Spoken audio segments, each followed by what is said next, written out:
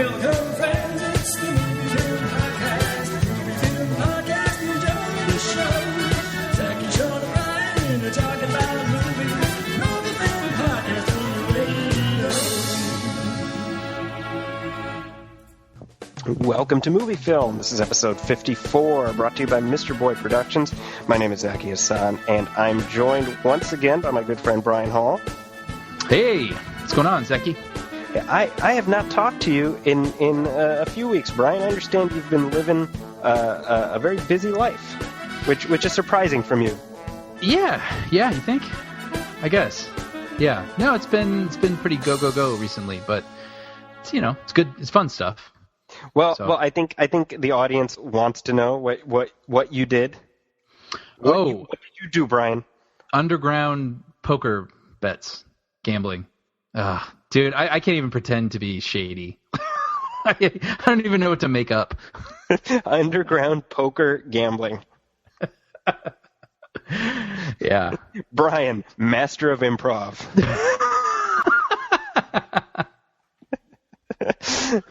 But what did you do last weekend, or rather the weekend before? Well, I went and saw John Williams. And do you know who went with you? Not Zaki.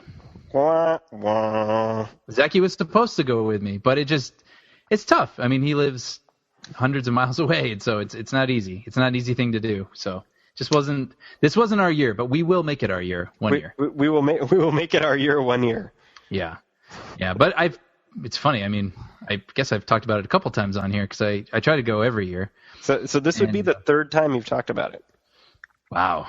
Yeah, it was a good one. I mean, for people who were there, I'm sure they would agree with me. People who'd been before, I think, out of all the years, this year was kind of interesting because it felt like this was the year he played the least amount of his own music, which was kind of weird, actually. Like he played, of course, Superman and Indiana Jones, Star Wars, the oldies. The oldies, but he typically does a couple random tracks from his own things. Like one year he did the Asteroid Field from Empire Strikes Back, and he played Hook one year, which I think is a score that gets forgotten a lot, and you're like, wow, like I forgot how amazing this is, and so he'll do that. But this year he didn't dig so much, but he had Seth MacFarlane he wasn't an MC. Typically there's like an MC that kind of comes out in the middle. Like last year it was Julie Andrews. One year James Taylor came out, and but they sort of guide the program. So Julie Andrews talked about Blake Edwards since they were married, and then John Williams played a couple Blake Edwards themes from Blake Edwards movies.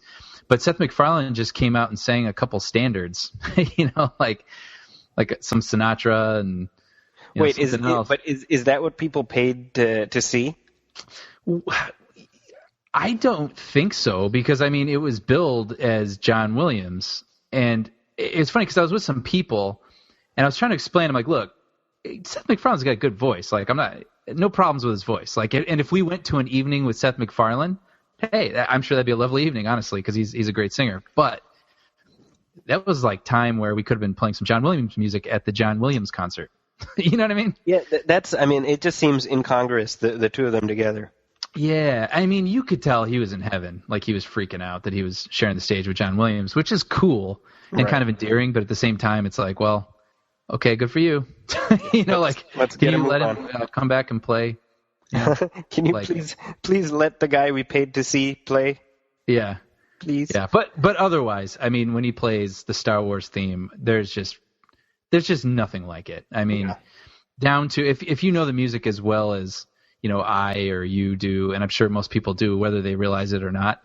Like when you hear it and it's not an orchestra imitating it, it's the orchestra playing it with the man, and like all the bells that you subconsciously don't even realize that you're hearing, and all the things are there, and it's live. There's nothing like it. So I mean, I highly recommend it for people that haven't been, or people if it's just a little bit of a trip, it's worth it. Definitely worth it. Well, hopefully, like I said, we'll make that happen one day. We'll bring the movie film boys together and we'll watch John Williams play music. Yeah. And I want to say one more thing. I actually watched Draft Day, and since you already talked about it, I won't say a whole lot because I pretty much agreed with you entirely. Well, you should. Yeah, it was one of those things where it was like a Saturday night. My girlfriend and I didn't really know what to watch, and it was just appeared, on Amazon Instant. I was like, oh yeah, I remember. Yeah, I kind of remember this.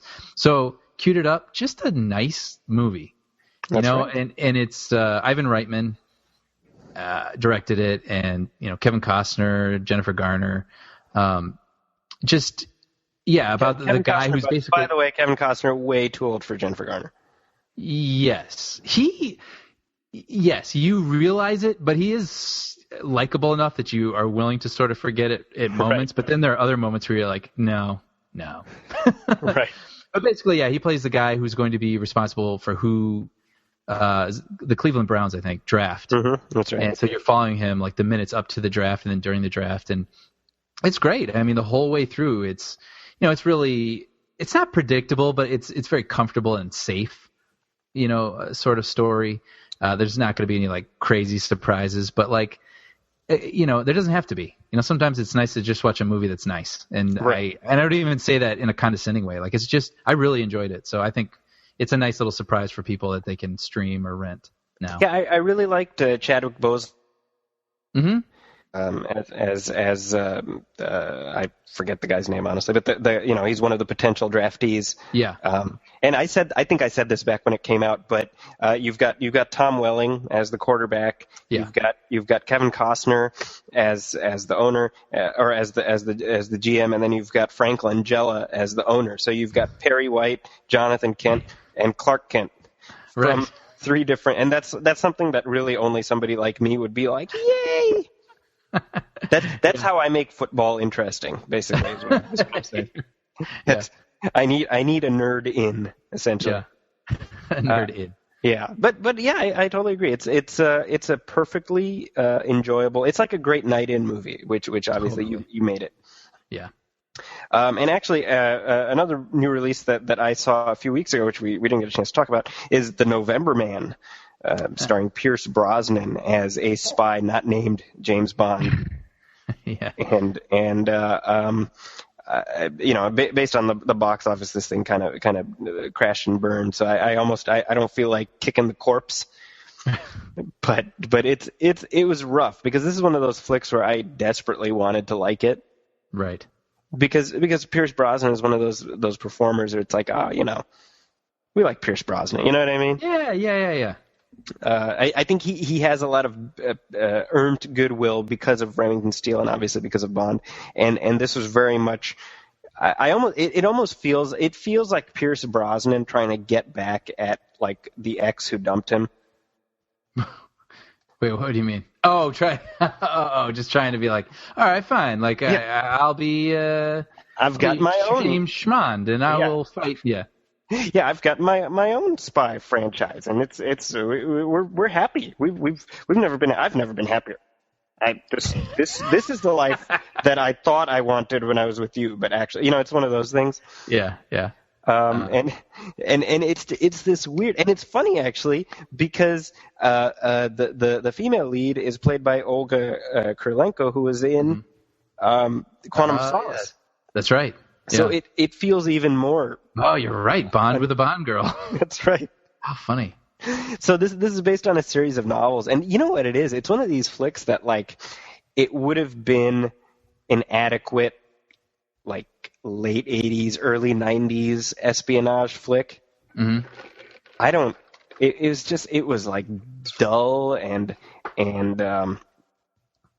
I mean, again, I feel like I'm kicking a corpse at this point, so I don't want to spend too much time on it. Kick away, Zachy. It was unfortunate. Let's put it that way. Yeah, that's too bad. Yeah, it's worth pointing out that Brosnan, his parting from the Bond franchise was not an amicable one necessarily. Right. And I think my sense is that he still bears a little bit of ill will towards that, and that's me entirely. I mean, I don't know the man. We haven't hung out in a while, but that's why he doesn't return my calls anymore for whatever reason. Yeah. But I digress. Go on. You were saying? Oh no, I was just gonna say, what's her name? Olga Kurylenko. Yeah. She like keeps popping up. She's like one of those girls that shows up in a movie like the Bond movie, and she's really attractive and does her thing, and then you're like, oh, She just felt like maybe one of those actresses that you see once or twice and you don't see again, but she keeps popping up. Like, I remember she was in Oblivion. That's right. Yeah, and she was in Seven Psychopaths, and she had a small role, but she was good. And yeah, she's doing. I don't know. She's doing good. She's hanging in there. She's doing all right. I can't say the particularly good actor necessarily.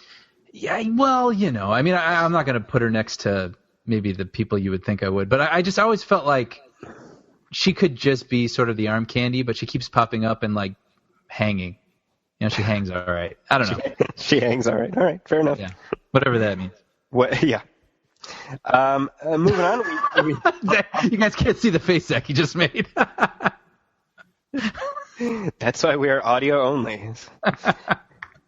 Anyway. Well, we do have some listener letters, and actually these are questions. Uh-oh. Yeah, so people are relying on our expansive knowledge of all things useless and trivial. True or false? You can get mono from monorail. That's false. No, wait, true. You're right. We should speak for 2 seconds about the Simpsons marathon. Please do. Now I no longer have cable. Oh yes, of course. I forgot. So yeah. I love how you're like, oh, sorry. It's like a friend passed away. You're like, oh, I'm so sorry. No. Well, I mean, you have the DVDs. You could have marathoned it yourself if you wanted. Could have if I wanted to. Yeah. No, it was just very briefly on it because it's already over. But it was really interesting actually because they've been in syndication. I mean, since we were in high school. But all of a sudden they make it like an event. And, I mean, people I worked with, people I hung out with, everybody seemed to at least have poked their head in for a little bit. And not only that, but most people I talked to, like they actually like picked the episodes that they were most looking forward to seeing, and then they put them into their DVR. So actually, your pal and mine, Sean Coyle, he told me, and I have to believe him because he said it more than once, but he said he had over 100 of them in his DVR. So I don't know. But I made sure to like get the monorail one and the PTA disbanded and things like that. And apparently it made like a splash for FXX because before they did this marathon, they were, getting ratings in the 0.03s or something. And this thing actually elevated them to one of the top stations in prime time in key demographics. So it did the trick. We'll see if that mojo lasts. Yeah. So anyway, but I have to say that the PTA disbanding episode has one of my favorite Simpsons punchlines of all time. Which is after Lisa builds a perpetual motion machine. Yes, it just keeps going faster and faster because there's no school, so the kids are acting out in weird ways. Yeah. So Bart is like flying a kite at night, and Homer's like, yeah, and Lisa built this perpetual motion machine that's just going faster and faster. And then him and Marge continue the conversation, and then he's like, Lisa, get in here, and she's like, she pokes her head in, and he's like, this house we obey the laws of thermodynamics. And a friend of mine said that line is so out of character that it's totally in character. Yeah. That was like a phase where Homer was wearing his reading glasses, and he would say something really weird. So funny. And then I have to say one more just anecdote, but I watched the episode where Homer's brother is trying to give him a business proposal, and he shows him the drinking bird, that dips down into the water and keeps going back. And when I saw that, I was like, man, I want one of those. I've never seen one in real life, and I just want to see one. So I went on Amazon, ordered one, and I was in my office, and this intern was in my office, and she saw that I got a package. She's like, oh, cool, what'd you get? So I was like, oh, check this out. So I open it up, and I pull out the drinking bird, and she was like, that is the absolute last thing I imagined you would ever pull out of that box. That's so funny. But I have it on my desk now, so I'll like have it drinking like all day. And do you just gaze at it in rapt fascination? I love it. I love having this weird little thing that just moves all day long. It's pretty cool.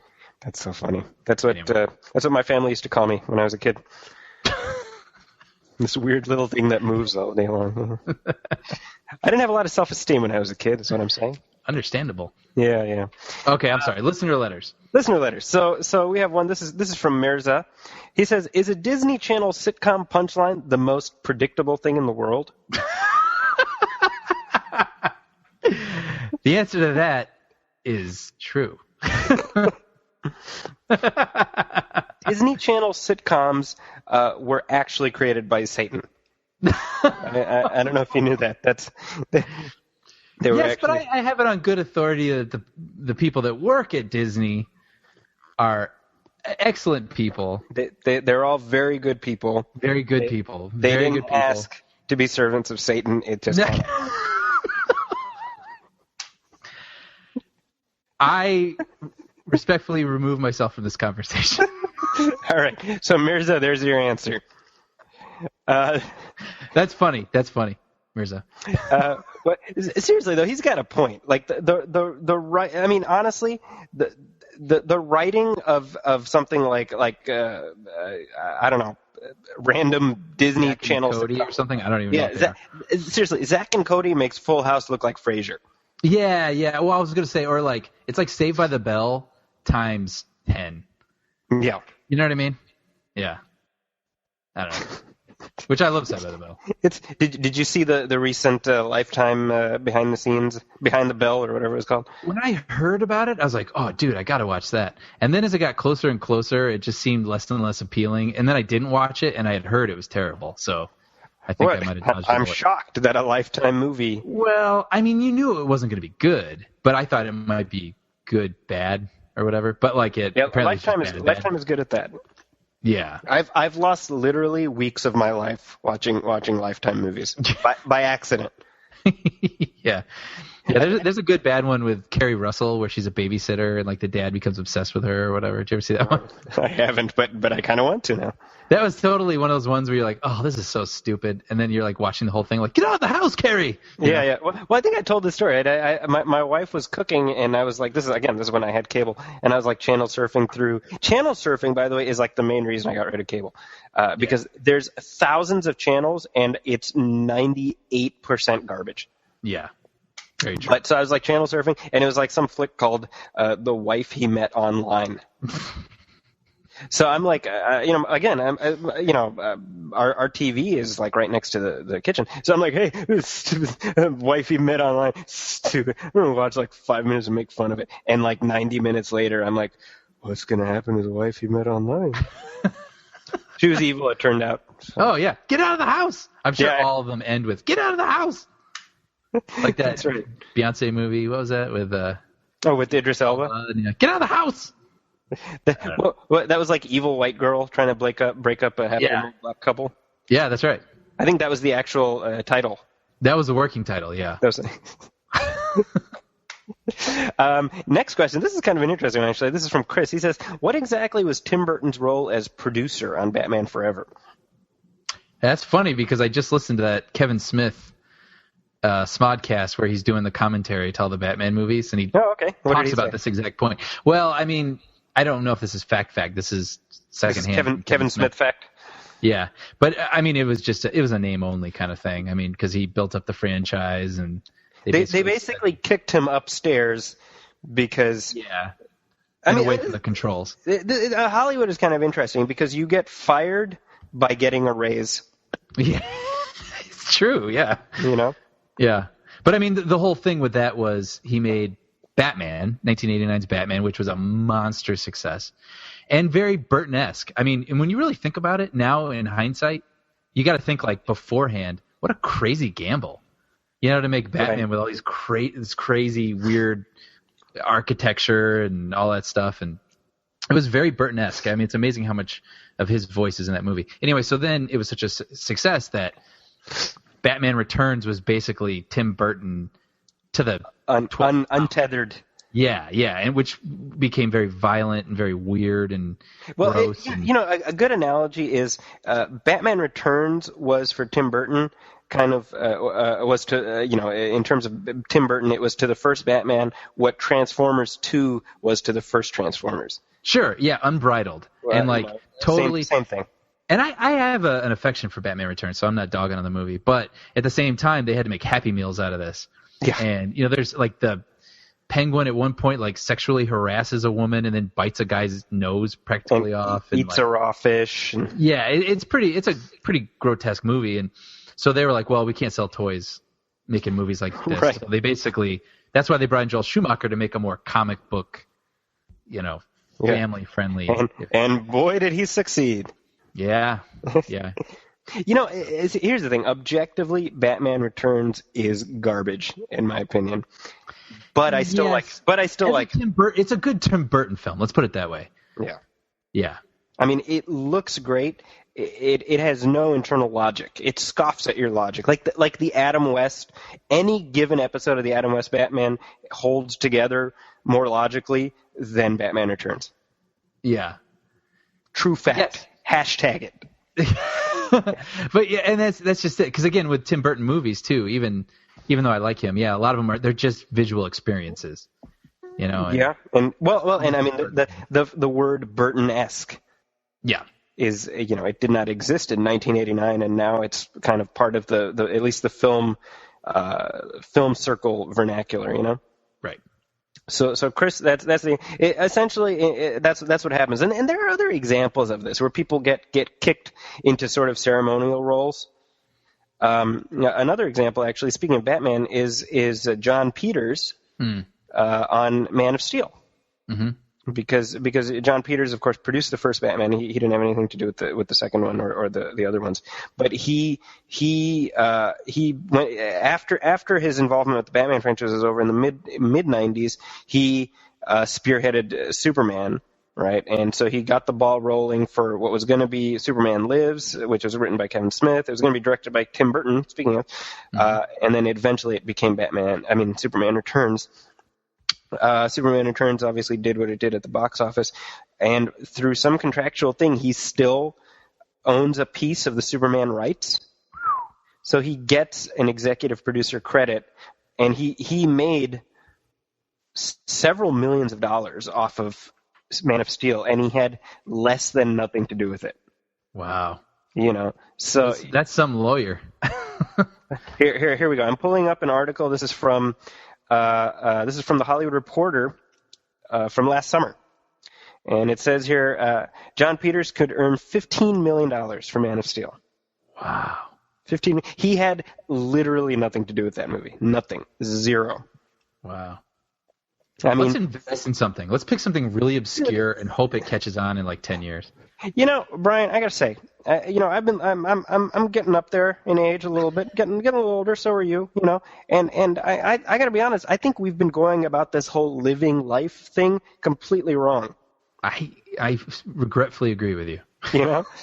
I was under the assumption that an honest living and you get paid for labors. But what you really need to do is blow through about $200 million of somebody else's money.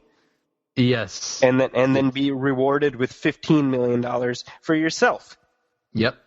Makes perfect sense to me. Makes perfect sense. I think let's invest in Betty Boop. She's bound to make a comeback, right? Well, they are making a Betty Boop movie. Shut up. Are you serious? I'm not making that up. Really? I thought Can you imagine listening to her for 2 hours? You know who's producing it? Simon Cowell.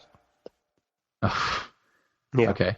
Yeah. So Betty Boop. That was exactly my thought. 90 minutes of that.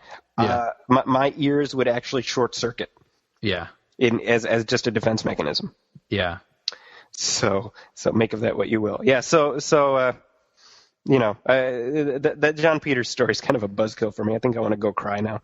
Yeah. But I can't cry, Brian, because we have other things to discuss. We do. Such as my interview with Bill Hader and Kristen Wiig and director Craig Johnson about their new film, The Skeleton Twins. Dude, I gotta say, I'm major jealous that you got to hang with the two of them because I love both of them. Yeah. Like, I just wish they were my friends.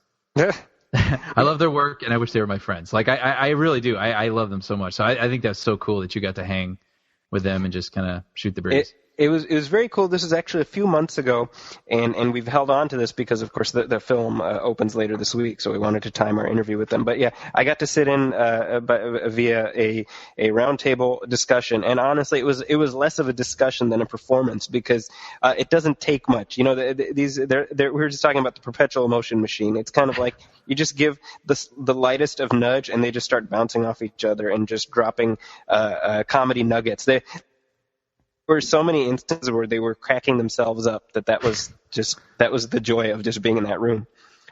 Yeah. And the film itself, I don't know. Have you heard anything about it? I've read a little bit about it. Yeah.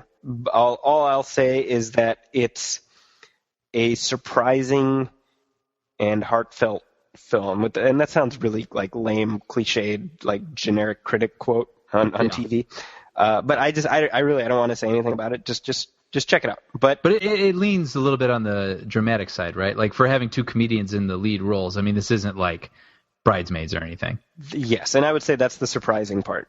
Right. Not surprising, like, oh my gosh, they're good actors, but I think it's surprisingly emotional at times. Yeah. And so let's go ahead and play the interview, bearing in mind that although it's not spoilerific by any sense, it does get into some aspects of the plot. So just by virtue of setting it up, Kristen Wiig and Bill Hader play brother and sister. They are twins. And they're dealing with some family stuff that they try to help each other through. And with that, let's go ahead and play the audio from my interview.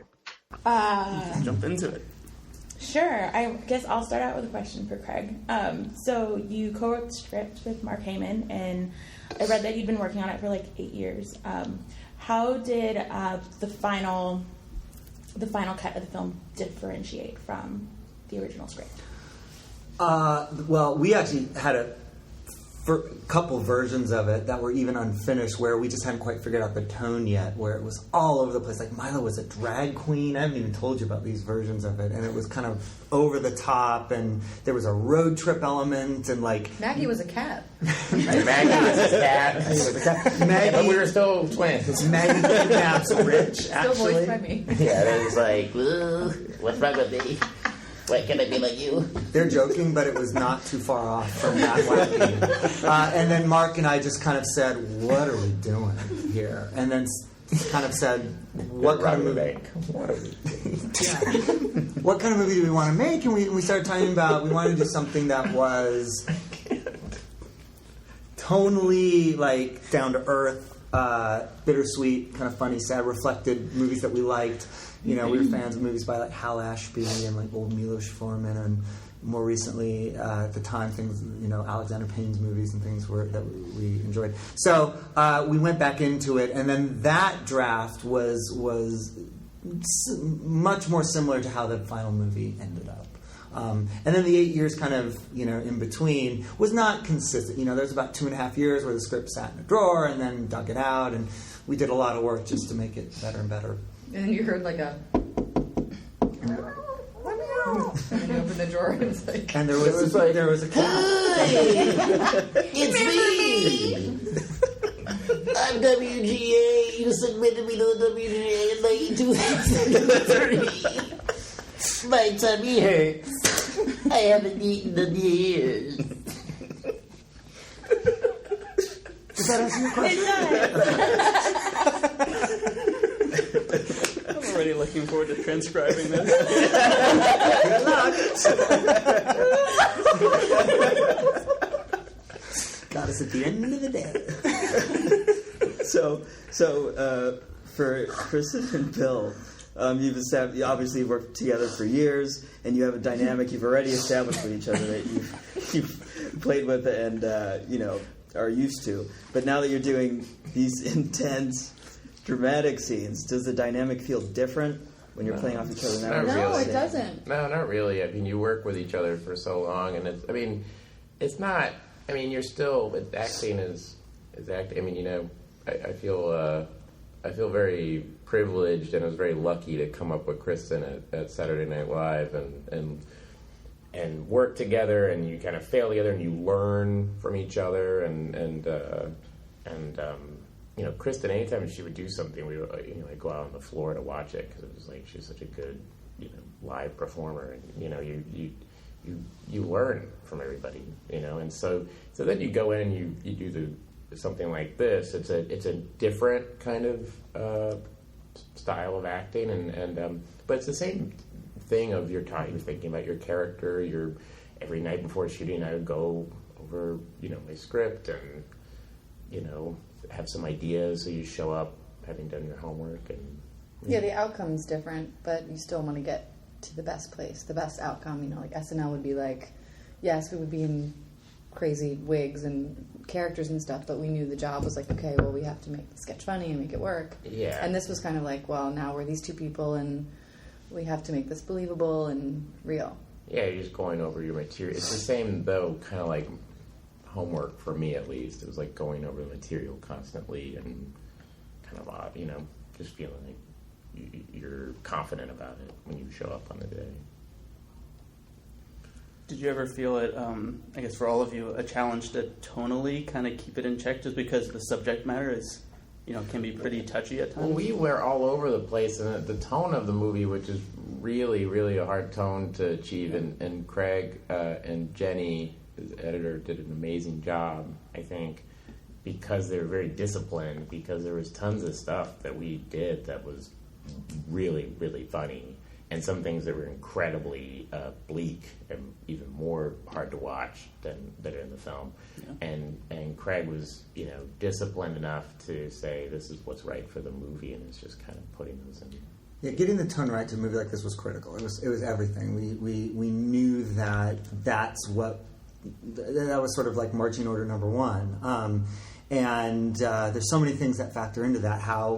Where the performances are pitched, you know, how comedic do we go? How dark do we go? Music's huge, you know, for that. And I'm a huge music's really important to me. So finding the right pieces of music, you know, from the score to the source music was critical. And it's intuitive. You know, it's hard to say when you know you've got it. It's just there's this feeling like, okay, this is starting to feel right. And we screen rough cuts of it for, you know, some feedback to get more of a sense. Cool. Yeah, it had a fantastic tone. Oh, thank you. Yeah, really it's a hard impressive thing to figure Thank out. you. Yeah, and that's those guys. I mean, yeah. It has so much to do with just trying to be like gut checking yourself. Are we being honest? Are we being truthful?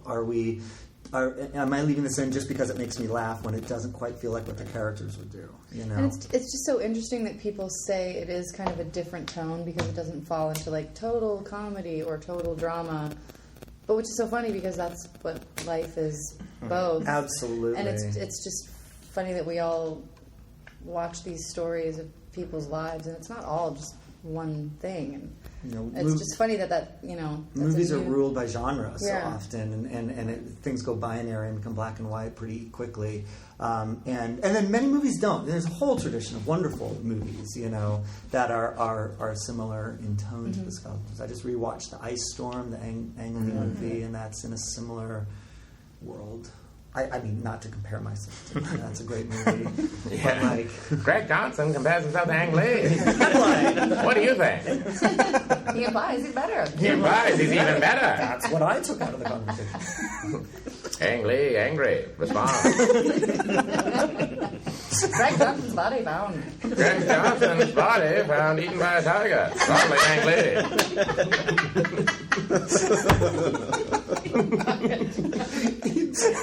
Eaten by a CGI tiger. Eaten by a CGI tiger. Sources Ang Lee missing. First of all, when you were doing the sing along, I was surprised that you ended up doing the whole song. I was like, oh, I guess they're doing the whole thing, and that was in my head for like 5 days afterwards. That was You're welcome. yeah, it's constant. So yeah. It's still in our head. When you first saw that cut, I remember it was shortly after one of the persons you said to me is like, you really go punk rock on that starship scene. That Yeah, kinda because you goes keep on. going. Yeah. And I'd like to think we can get away with it because it really wasn't written to be. It was never in my head to be actually that song. But once we found that song, which was a duet, and it became all about like Milo trying to get Maggie to sing, it just kind of naturally sort of filled up the time a little bit more and turned into a little bit more of a showpiece than we originally thought it might be. Well, on that same subject, and having just gone through debate over which is more craptastic, Steve Miller Band or Starship, how did you arrive at that Craptastic. particular We built this city is often on the top of lists of like worst songs of all time. But man, it's an era. You know, we're all about the same age. We all know it. We all sing along. Whether you like it or not, that's what they're saying. they're sitting on a big pile of money. Like, Kraftastic paid for all of this. Triangle apart. It's a forest. I knew that I wanted a song from the 80s, the mid-80s, a song that they would have grooved on as little kids and probably did that routine as little kids. And so I listened to just a ton of different 80s, you know, mid-80s kind of hokey ballads and actually sang them in front of the mirror and lip-synced them just to see what ones worked. And that one... that was one of the only duets I listened to, and it just was like, and I remembered it, you know, the love theme from Mannequin, and it had the right amount of uplift and the back and forth, and it was just a no-brainer. Okay, for Bill, being that this is your first dramatic leading role, and I'd read that you had asked for a dramatic type of role. What made Milo stand out to you? Well, I had always wanted to do something like this, and you know, A.B. Kaufman, the casting director, had seen me in a table read for a drama, and you know, table reads where the movie might not get made, but they want to hear it read out loud. And I did this table read, and she thought it was really good, and recommended me to Craig, and I read the script, and it was like the first script I had ever received that was like this. I mean, everything before that was very much in tone with either SNL kind of stuff or Judd Apatow type of stuff. It was, you know, those kind of movies, which isn't bad, but it was nice to have. You know, I like a lot of different types of movies, you know, type of movies. So, no, it was cool to get to just even from that opening scene, reading the opening scene and going, wow, that. You know, I'd love to be able to do something like this and to try to pull it off, and Craig had a lot of faith in me. And then, like I said earlier, it was just great when Kristen was brought on. It just because I was a little anxious going in and doing this, and having Kristen there, she's such an amazing actor, but also the security of that and knowing when we're working together, it doesn't feel like it's very effortless. There's no one. Doesn't feel like the crew is there or anything, you know. It's so that's what I needed to do my job. I guess to stay on that topic, you and Ty have some really intense scenes in the film. For this being your first dramatic role, I mean that's really heavy stuff there. How was that dynamic? What was your chemistry like with him? And well, those were the first 3 days. First 3 days of shooting was the time, and it was great because it totally set the tone for the movie, and he was so nice, and he just set the tone for me. Having him there, kind of going, oh, "This is really cool, like what you're doing, man. This is really, you know," and that just meant the world to me. And those scenes were were some of the toughest scenes, kind of subject wise, and everything kind of going on with those scenes is pretty tough. Yeah, and it was the first 3 days, you know, so we were all finding our footing. I was finding my footing, but I remember at the end of those 3 days, I was just breathing these sighs of relief because things felt right, you know, the tone was right. Ty and Bill just had chemistry, were just... The last scene we shot was that scene, their last scene together, the last scene we shot, but like Ty's last scene in the movie is that one where he's talking to me on the couch and... Right. He improvised the line. There was when Bill says, you know, what do I mean to him? I just to blow up to all what I am I to you, and then Ty sort of says, you know, I treated you terribly, but it's not because I don't. I think he says, don't care about you, or don't respect you, or don't love you, and the don't love you was improvised. That wasn't in the script. He improvised that, and it really he just said it one take in the take we used, and you could feel like the whole room, like the camera, like the whole crew just went. Like that, and then we got up, and it was really just dead silent, and he got up, and then when he says things like, "Did you get a chance to read my script?" and you just feel the whole room like go, like everybody, like the crew is kind of leaning in like, dude. And that was a huge moment for me. That was like, I can see this movie, I can see the heartbeat of this movie, at that moment. And it's a testament. I love working with actors that are willing to improvise because I'm very specific when I write the script, and Mark and I, my co-writer. But I always like it when, there is a little bit of wiggle room, if the actors are into it. Yeah, and he took it. He saw something, he felt something. I don't know if he planned it or whatever, but just in the moment he just said it. And it really, again, it's that thing we talk about, like, making you look better. Like, he did that, and that gave me something. So my reaction, you know what I mean? It sparked a thing in me when he said it that I wasn't anticipating, and so, yeah, that's just being an awesome actor, I don't want to, tying back to what we were talking about earlier with acting is acting, so I don't want to put a label on this, but I was curious what your favorite comedian turned dramatic actor roles are. I don't know. I don't like to list favorite when it comes to actors or comedians. I like what Adam Sandler does in Punch Drunk Love. Mm-hmm. Peter Sellers, I would say, is up there. Peter Sellers. Yes. Did I just say Bruce? I don't know. That guy in Captain Phillips was really funny. Dramatic actor turned. Yeah, he's hilarious. The guy, Captain Phillips. The main guy. He's a good stand-up. No, I don't know. I don't really think. In those terms either. I don't know. I mean, to me, it's like this. It's just, I don't know. Acting. Yeah, I know it is that acting thing, but it's hard to. It's always hard to think of anything. They pick one and then there's the yeah, because I'm putting you in like a box in a weird way. It's like going like not that it's bad to answer that question. It's just I don't know. I like people who swerve, and can do all those things, Yeah. Like an actor, I've always liked Jeff Bridges, because Jeff Bridges, you never knew what you were going to get from him. Yeah. It's inspiring from the audience standpoint to see someone like branch out, because we only see a certain amount of no, that's stuff, true. So. No, that is true. No, that's 100% true. I think I always lose sight of that because you sit at home going, I can do all these things. I can do anything. No. and then, you quickly find out as no. Oh, I can. But no, those are the actors I've always liked, or those people. Or like lately, I love the stuff that Bryan Cranston did in Breaking Bad, and knowing him from Malcolm in the Middle and seeing Breaking Bad, you're like, wow,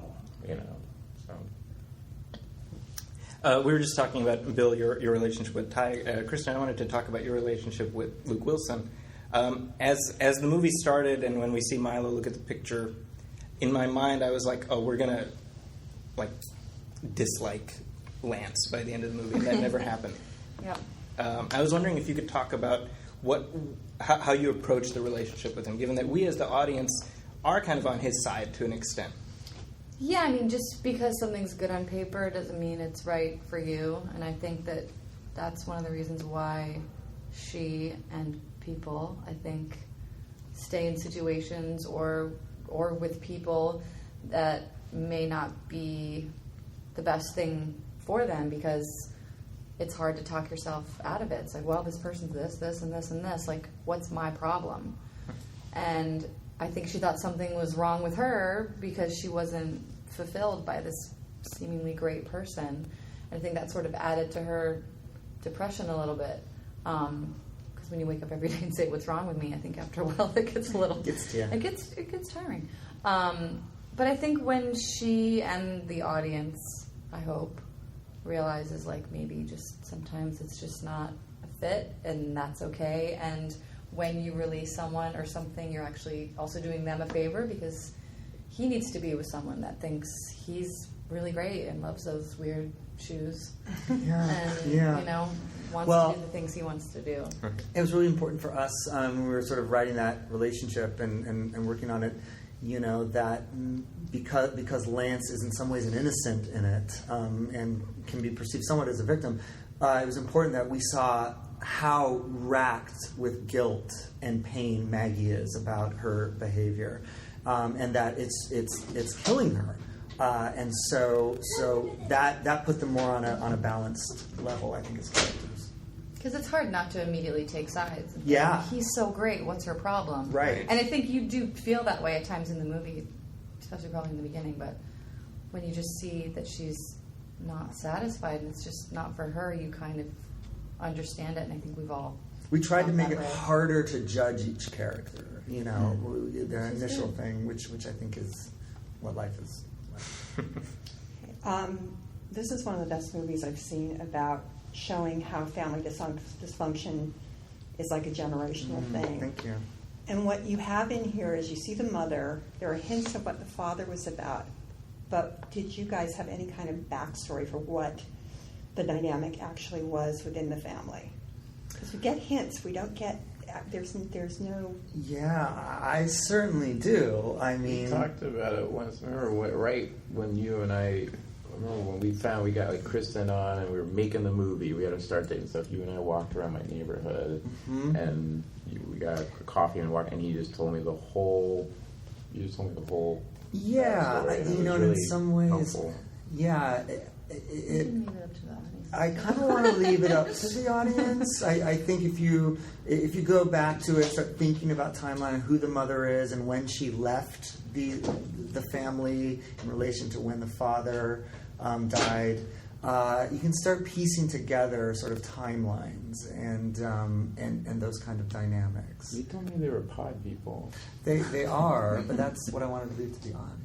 I thought I was a fucking pod Thanks, Bill. person. Thank you. Thanks, Bill. All right, we're back. Very nice.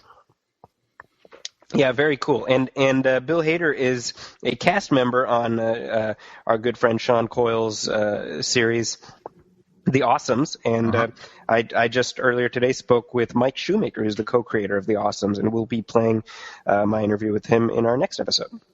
Very cool. So lots of fun stuff there. Now, before we get to the main topic of our discussion, as usual, we do have some headlines to discuss. Headlines. Thank you for that. Yeah. Okay, so the Batmobile. We've now seen our first look at the Batmobile. Yes. Well, interestingly, they debuted from some random kid's Twitter account, right? Yeah. It almost feels like he was walking through the streets of wherever they're shooting, Michigan, and just saw it on accident. Was like, "Holy crap balls!" And then he took pictures of it and then posted it. And then tonight, you saw the Zack Snyder picture, right? I did. Yeah. So then Zack Snyder's like, "Here's a real picture of the Batmobile." So you wonder, when they were originally planning to release, what it looked like, and now they have jumped the gun a little bit. Okay, so here's what I'm going to say. Before you state your reaction, I'm going to say I could not be more underwhelmed by it. Yes. Yeah, I don't think it looks bad, but no. I you know what? Let's put it this way. The one that the kids took, that picture, yep, I was able to interpret what I was looking at. Yep. The picture Zack Snyder took, I honestly don't know what I'm looking at. Do you know what I mean? It looks you know what it looks like? It looks like the Tumblr had a baby with the Lincoln from the Adam West TV series. And it popped out this weird monstrosity. I was trying to picture it. Yeah. And I don't think it looks bad. I just I love to see it in action, I guess. If you're gonna mix it up. You know what I mean? It feels way too indentured to the Christopher Nolan Batmobile. Yeah. Yeah, but it does have that kind of swoop long sort of feel to it, I guess, like you said, like the Lincoln. But it also makes me think of the '89 Batmobile, which kind of had a long swoopy feel. I have to say that is my all-time favorite. Same. Yeah, and I think part of that is probably nostalgia, but I think so. I mean, that one hit me at the right age, and I was like, that introductory shot in the movie. Oh yeah. When they reveal it for the first. I mean, that stuck with me. I have a little Hot Wheels version of it on my desk at work, actually. It's my favorite Batmobile. I had a Hot Wheels version of it, and then one of my kids took it. And then my kid ate it. Yeah. This is why you learn to hate your children after a while. Moving on from child hate to there's no way to segue child hate to there's no way to segue out of that. I just realized. I'll let that hang in the air. Speaking of hating children, Top Gun 2 is happening. Yeah. So Top Gun 2 is happening now. This has been one of these things that they've been threatening for what, like 30 years now? Yeah. I think they've been talking about Top Gun 2 since before the first one came out. Okay, so they've been planning on doing it for a while, and then Tony Scott walked off a bridge, and I thought that was the end of Top Gun 2. Yeah, I kind of forgot about that. When I read it, I was like, oh, Top Gun 2, yeah, right. And I was like, oh, yeah, Tony Scott, is not with us anymore. So his version I would like to see. Okay, so that option is off the table. Yeah. Unfortunately. Honestly, do we care about Top Gun 2? Oh, that is, when you speak of beloved 80s movies, it's like Goonies, Back to the Future, whatever. Top Gun, I think, that probably doesn't come up as much, but it comes up frequently. Mm-hmm. And I have to say, I'm outing myself here a little bit. I didn't really grow up with that movie. Right. I maybe saw it once, and then I saw it again when I was older with a bunch of my friends that grew up with it at a midnight screening, and I was still like, yeah, all right. And again, I know I have those movies that people would feel that way too, so I'm not panting for it personally, but I don't know that a lot of people are, to be honest. Yeah. Because I a great soundtrack, of course, Playing with the Boys, which has a whole different tone that I had when I was a kid. I was a very naive, sheltered kid. To me, it's just very rah-rah jingoistic, embarrassingly.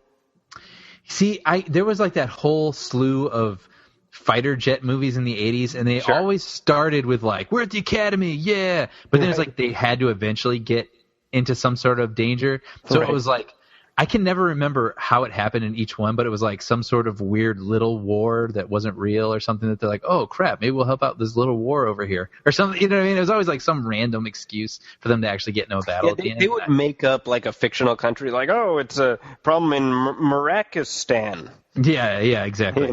This kind of generic Middle Eastern country, they're brown,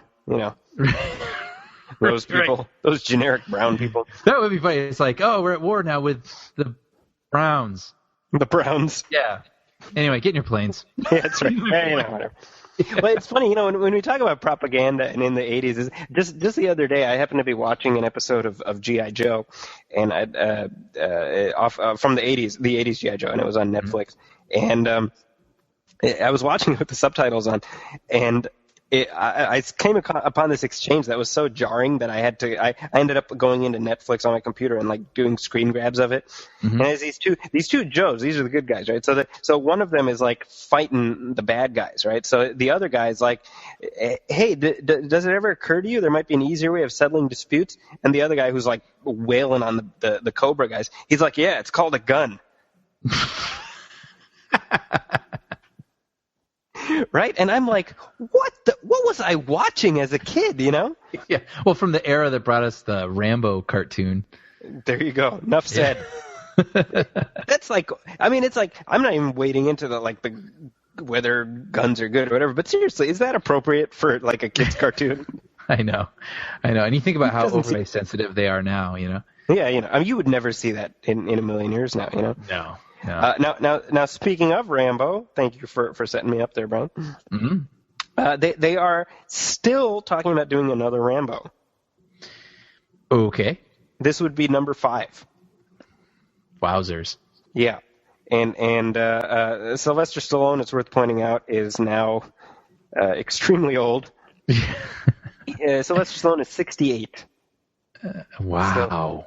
Seriously, no. This was like a Spaceballs joke. You know what I mean? Where it was Rocky 512 or something like that. Yeah, 5,000. Yeah, and so it's ha ha ha. Yeah, they made a lot of Rockies. Ha ha. They made a lot of Rambos. Did you ever imagine in the 80s that we would see Rambo as a 70-year-old? Seriously, did you ever imagine? That's crazy. It's That's crazy. It's pretty bonkers. Now that being said, the goal is to make this the last one, and to make sure that happens. Supposedly, the rumored title is that it'll be Last Blood. Okay. Which is, of course, because the first one is called First Blood. Right. Now, I have to say, this is a title that I was suggesting to nobody. I'm not suggesting. It was my idea, in my head, way back, 10, 12 years ago, when I was like, they should make a fourth Rambo movie and call it Last Blood. Yeah. So I'm very happy that again, nobody in particular took my idea, and they're running with that. So. But what did you think? Because I've seen Rambo, honestly, just because of you.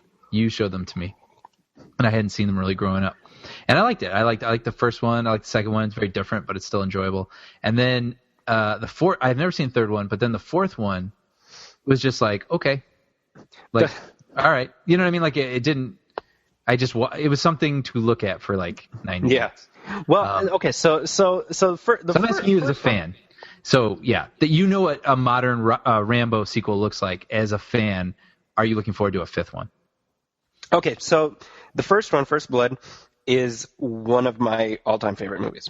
Mm-hmm. I think it's a masterpiece of minimalist, really effective use of mood and setting, and it's gripping.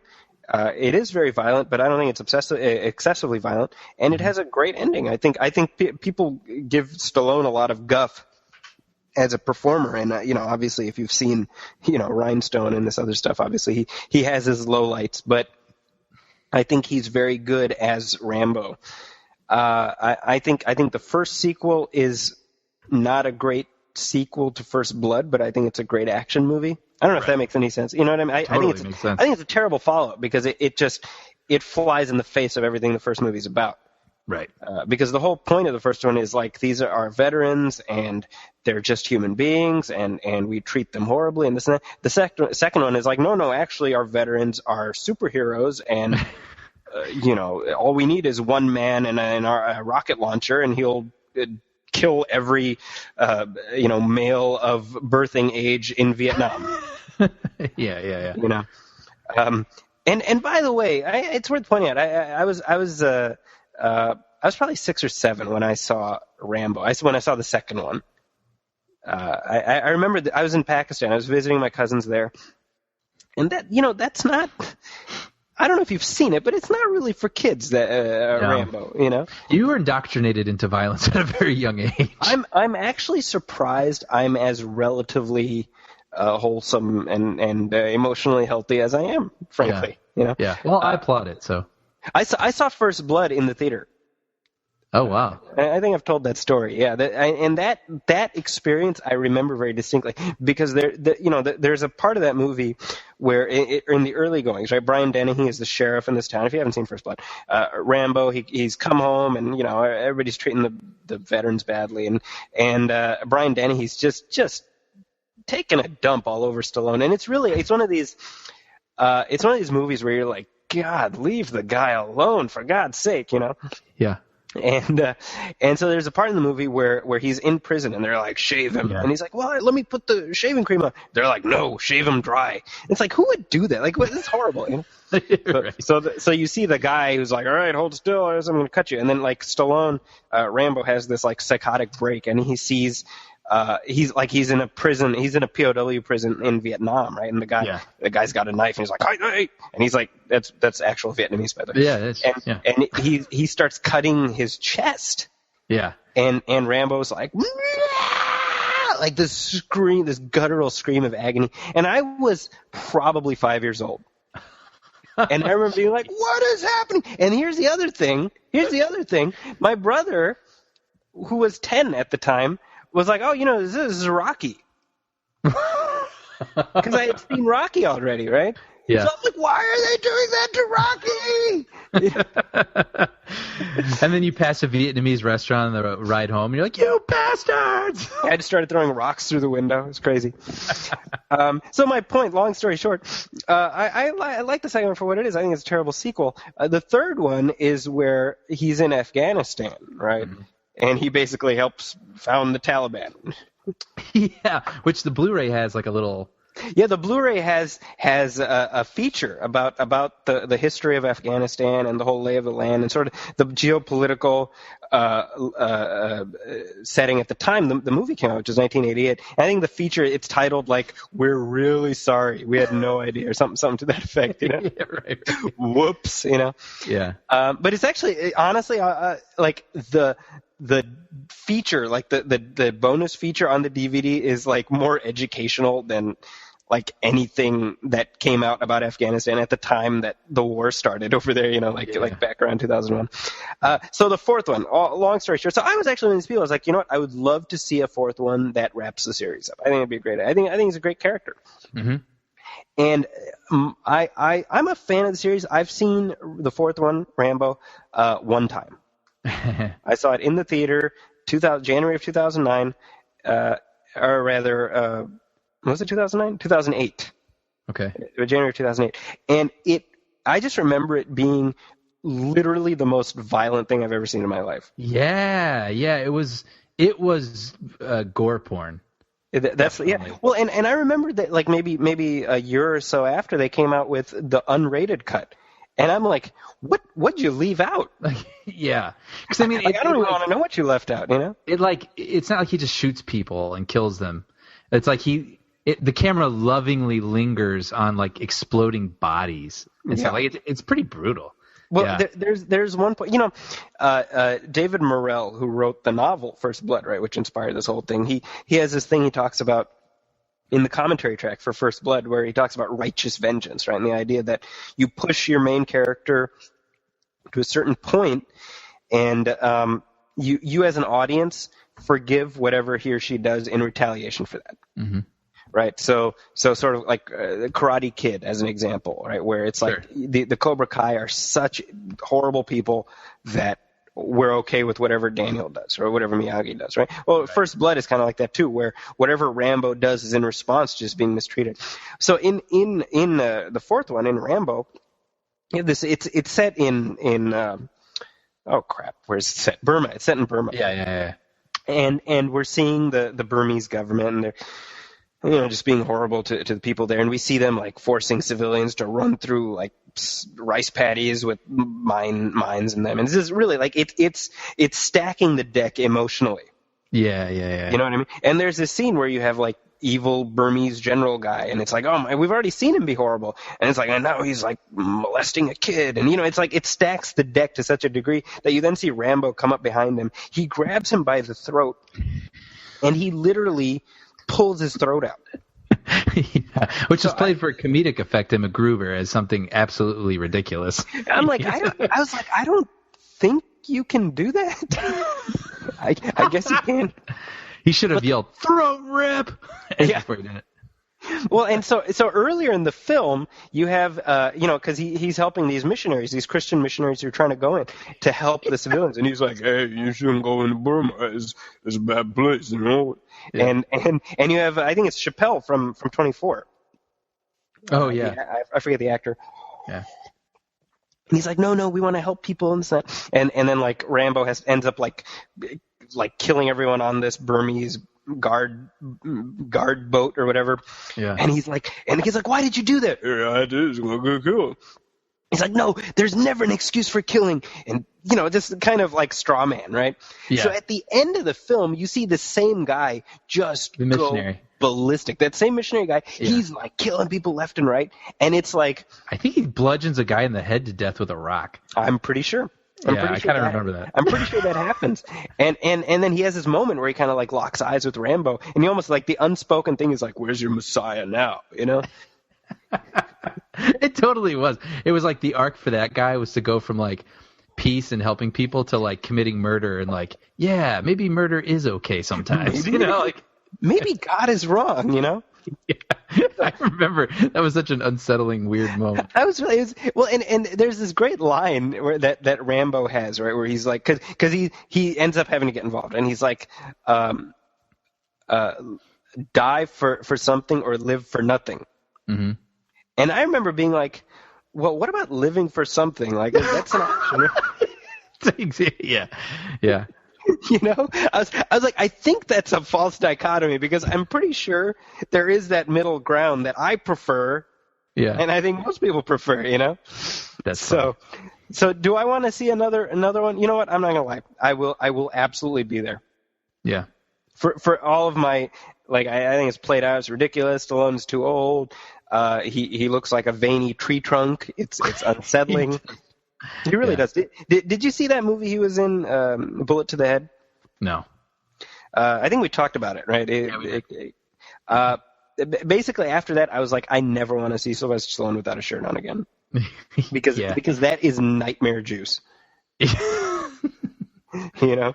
Hey, we should make a drink called Nightmare Juice and market Nightmare. it. We should figure it out. In fact, if you're listening, bad idea. Don't do it. All right, so moving on, we do have some other conversations to have, such as... Oh, actually, before we get to Star Wars, Morgan Freeman. I understand you have some Morgan Freeman news for us. Oh, yeah. It's nothing too crazy, but I just saw that Morgan Freeman's going to be in Ted 2, which is a little bit surprising. I don't know. You and I were both kind of just okay on Ted, and obviously it did so well that they're going to do a sequel to it. But, I guess they're trying to populate this movie with a ton of actors, and Morgan Freeman being one of them. So he seems like a guy who's pretty willing to, I don't know. I mean, he's in a lot of movies these days, Morgan Freeman. Kind of like Liam Neeson in some ways. You know what I mean? Well, you know, Morgan Freeman, they asked him back in 2005 why he was doing Batman Begins. And he said, Alec Guinness made more money off of Star Wars than any other movie he ever made. Yeah. Yeah. Andy Dufresne was my friend. Yeah. Well, I like Morgan Freeman, so I don't mind seeing him everywhere. So whatever. I don't want to see a Ted sequel. I think it's a bad idea. Yeah. I don't think it's the worst idea because it's almost like with a comedy, you know, we always say it's like you don't want to. The surprise of the first one is why it's so fun and funny, but Ted was just jokes. It wasn't really a story or anything. It was just jokes. So it's it's just going to be more jokes. Yeah. You know, it's all right, whatever. That should be the tagline. All right, whatever. Ted 2. All right, whatever. All right, whatever. Yeah. It's A Million Ways to Die in the West didn't do well, so. Yeah, back to the well. On this. Yeah. And we'll talk about that in just a little bit. But before we sort of do our summer flicks in review, do we have any Star Wars news? We do. Would you like to share it? Oh, yeah, sure. Well, first of all, I guess there was a picture that came out. It was like an aerial shot. I don't know if someone did it with a drone or how they did it, but of the Millennium Falcon being built outdoors. And there was an X-Wing covered with a tarp. And that's not really news. It's just awesome.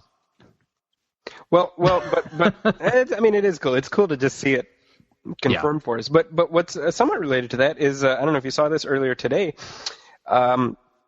J.J. Abrams, I think via Instagram, put out a picture where he was like, "Oh, I need to get a new watch or whatever," talking about that stupid Apple Watch that's going to be coming out. That's how you really feel. Okay, here's my little 30-second tangent about the Apple Watch. What the hell? Yeah. Oh man. No. Here's the thing about that. It's a luxury item. You know what I mean? Like the iPhone, it's pretty cool, and if you can afford one, you know, it's a really awesome device and a tool, and you can use it for a million things, useful things, honestly. But then everything that's come afterward to me, I consider a luxury item. If someone wants to give me one in a gift basket, then I would be so happy. But you don't need it. You know what I mean? And I feel like the watch is one of those things. That does look really cool. If someone wanted to put it in my Easter basket, awesome. But you don't need it. And the thing is it only works in tandem with your phone. Yeah. So if you don't have your phone with you, the device apparently can't do any of the cool stuff it advertises, which I found kind of... The way I see it, unless you're Dick Tracy, you don't need a watch that does anything but tells time. Right.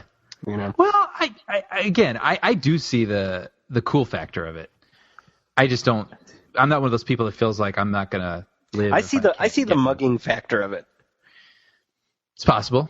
Yeah, that's because at least with your iPhone you can put it in your pocket. That is true, because my dad always taught me when you go out, like, don't flash your money. Right. You know, like when you're in line, don't flash your money. And like that is just literally flashing your money on your wrist, and it's a magnet that's holding it together. So I mean, you could rip it right off. Yeah, I think it's a bad idea. That being said, I'm the same guy. I bought an iPad Mini a few weeks ago. Because I was like, I need something slightly bigger than my iPhone, yet slightly smaller than my iPad. I know. So I'm that guy. So I know. Talk to me in 6 months when I'm like, hey, I just got this Apple Watch, and it's.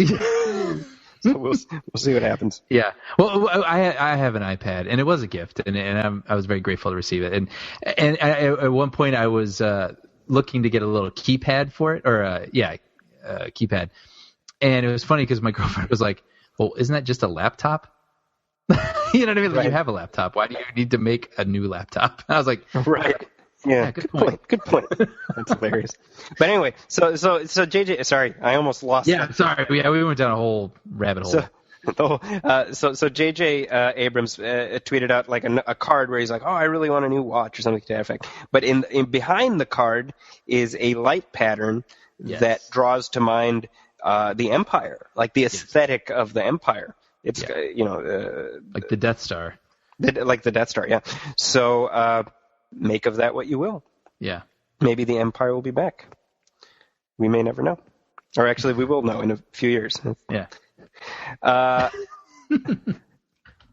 That being said, that is our Star Wars news. Let's get to the main event. Now, last week was officially the last week of summer, as signaled by Labor Day, and we were going to record a show last week, and then we decided not to. Yeah. Holiday weekend was a little difficult.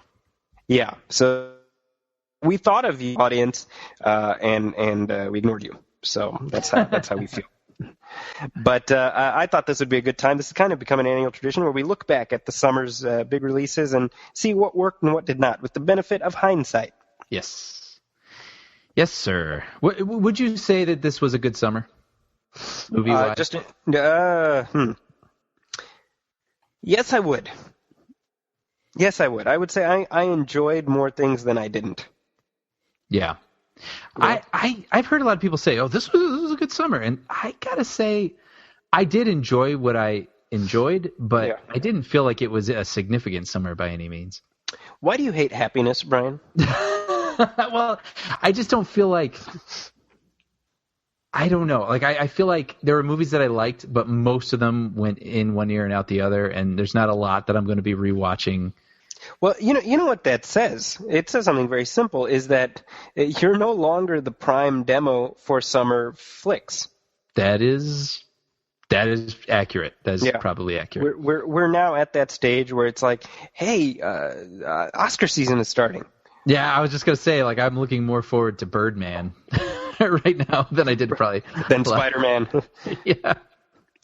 Well, let's talk about Spider-Man, and this is obviously we've actually ended up picking this one apart quite a few times over the past few months. Amazing Spider-Man 2 got the summer started May 2nd. It's perceived as a disappointment.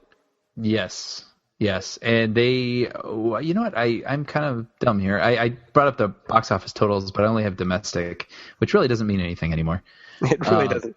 Yeah, but domestically, Spider-Man topped out around $202 million. So not crazy. They thought that was going to be worldwide like $1 billion film. So we've talked about this before. So that's 30. That's a little less than the previous one. Let me pull up those numbers. Yeah. But just did not... Yeah, $262 million in North America. The previous one made. Yeah. So, and this is what they want to be their little Marvel universe over at Sony. Their franchise, and make spin-off films from this Spider-Man universe, and it just doesn't look like it's working out like they had hoped. So they actually interviewed Andrew Garfield about this. And he spoke with the Daily Beast, and to his credit, he was actually pretty open about the reception to the film. So let me just pull up that quote. So the question they asked at the Daily Beast is, I enjoyed the reboot, but I wasn't very high on the recent sequel. It seemed crammed with characters and like a setup film for the Sinister Six spin-off. Curious what your feelings are about it. And here's Andrew Garfield's quote. It's interesting. I read a lot of the reactions from people, and I had to stop because I could feel I was getting away from how I actually felt about it. Let me skim through here. There was this thread running through it. I think what happened was through the pre-production, production, and post-production, when you have something that works as a whole, and then you start removing portions of it, because there was even more of it than there was in the final cut, everything was related.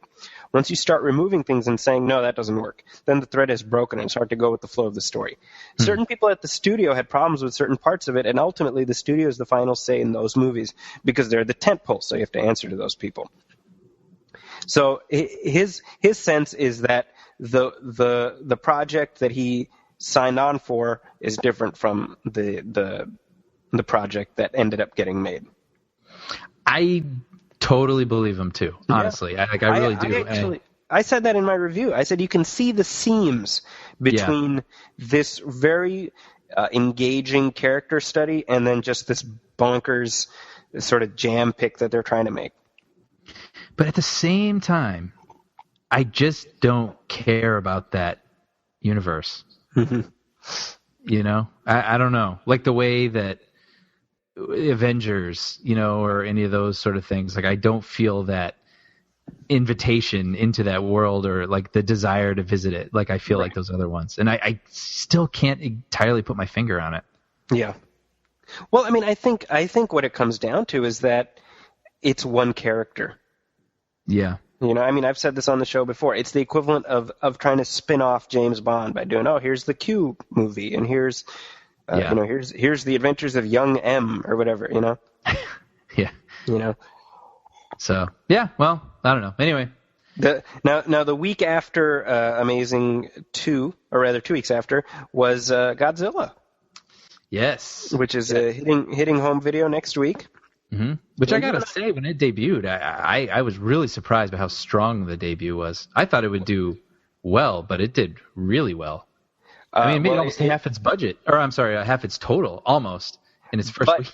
But I was equally surprised by how it dropped like a rock. It did. Immediately after. So it goes down as the only film to open over 90 million that did not make 200 million at the box office. Wow. And now you and I were pretty complimentary about it. Mm-hmm. And by the way, worldwide, 525 million. So, I mean, this thing, it's not a flop by any means. 525 against 160 million budget. Mm-hmm. But I feel like the reaction to this one has been very mixed. Yeah, very. Why? Why do you think that is? Because it was a good movie. It really was a solid movie. So I think there were people that were like, oh, that was a good movie, and then people who enjoyed it. But on the other hand, it didn't go for broke with Godzilla. Mm-hmm. And that's what a lot of people want. They just want to see this monster smash things. Right. And like, because of course, you know what I mean? They're not wrong to want that out of a Godzilla movie. So those people were disappointed. On the other hand, I think some people were surprised by how well put together the film was, just as a movie. I mean, it's a well-made movie. Yeah. Gareth Edwards, who's going to be directing a Star Wars spinoff eventually. That's right. So I was one of those people that liked it for the reasons. Like I liked that Godzilla was kind of in the shadows, and just the way that it was handled. There were things I'd like to change, but Aaron Taylor Johnson. Yes. Just swap him out. Yeah. Well, there was an honest trailer for it today. Yeah, I just saw that. Yeah, where they called him, what was it? Something, what did they call him? Something Channing Tatum, like, not, backup Channing Tatum or something like that. But yeah. Right. So, I don't know. Yeah. Now, I don't see myself rewatching it necessarily, but. Well, I think I mentioned to you, right? I've seen it twice now. Mm-hmm. And I did appreciate it the second time. So it is one that if I saw it cheap, I'd probably end up picking it up. Yeah. So that was Godzilla. And by the way, we've got a sequel to look forward to with that. And Legendary, they're also doing Skull Island, mm-hmm. which is a King Kong prequel. So what that means is we could potentially get King Kong versus Godzilla. Yeah. They're creating their own little monster universe. Maybe I am getting old. Come on, you're just like tired. You hear that, you're just tired. Do I want to see a giant CG monkey fight a giant CG lizard? Like, I don't know. You're like, I'm tired. I hear that, and I just want to take a nap. Yeah, I'm having a crisis here. It's a moral crisis. The following week was X-Men Days of Future Past.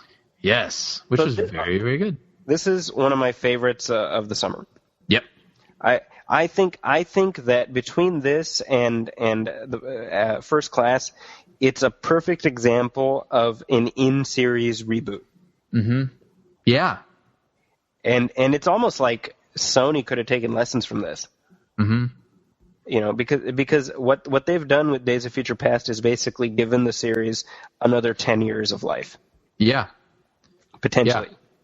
Yeah. I mean, it's amazing. Yeah. When was the first one? Was it 2000? Mm-hmm. So, I mean, yeah, this series is going strong. Still using the same actor. Hugh Jackman, by the way, was 33 in the first X-Men. Younger than me. Yeah. So, wow. Think about that. Yeah. But yeah, it was just, again, it was, for being a summer film, it was a good film. Like, it was really well made. Story was really good. That is one I look forward to watching again. So, and that one made north of 230 domestically. Yeah. So I think in the X-Men series, where does that stack up? Somewhere middle to not middle. I don't know. I don't have those. Middle, actually. Yeah, but X-Men, and then I guess when's the next one? Not next year, but the next 2016. I think 2016 is the plan. Yeah. Yeah. And same weekend. So in terms of the domestic gross, we got The Last Stand is still the first one at 234, but Days of Future Past right underneath, 233. Wow. So it's jarring to me that the worst one is the highest grossing one. Yeah.